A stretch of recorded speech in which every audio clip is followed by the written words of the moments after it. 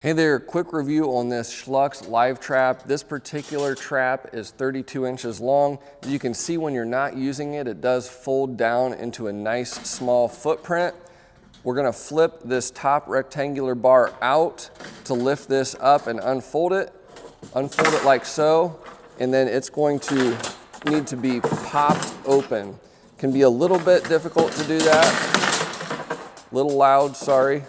But there we go, now we're popped open. You'll notice this rectangular bar here, this is the stabilizer bar. So once we have unfolded it, we can fold this rectangle down, and that will keep the unit in a rectangular position and won't allow it to fold down again. On the front of the trap, we'll go ahead and fold down the front door. It'll lock in place. And then they do provide a couple of carabiner clips that you can use to hold this in place so that it can't be opened. Setting the trap is pretty simple. You'll see this little swiveling clip right here.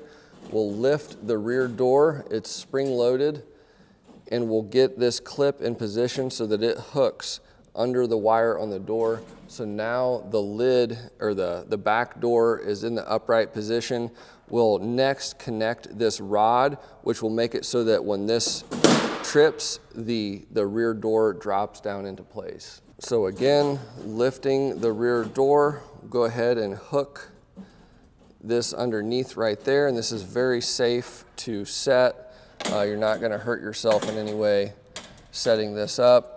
We've got to hook this long rod underneath the trigger plate back here like so, and then we'll bring this up and hook it in place onto this swiveling piece. So now the trap is set. It's as simple as that. You'll notice that the plate here is in the upright position so that whenever I put some pressure on it, that rear door drops down.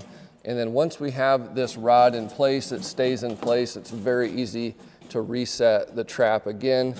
We'll just hook that in place. The trap is set again.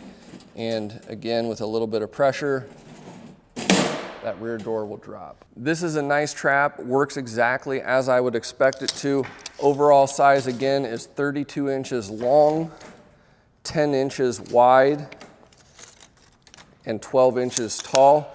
And then the nice thing is, after you're done using the trap, we can go ahead and disassemble it, and it's not difficult at all to fold back up again.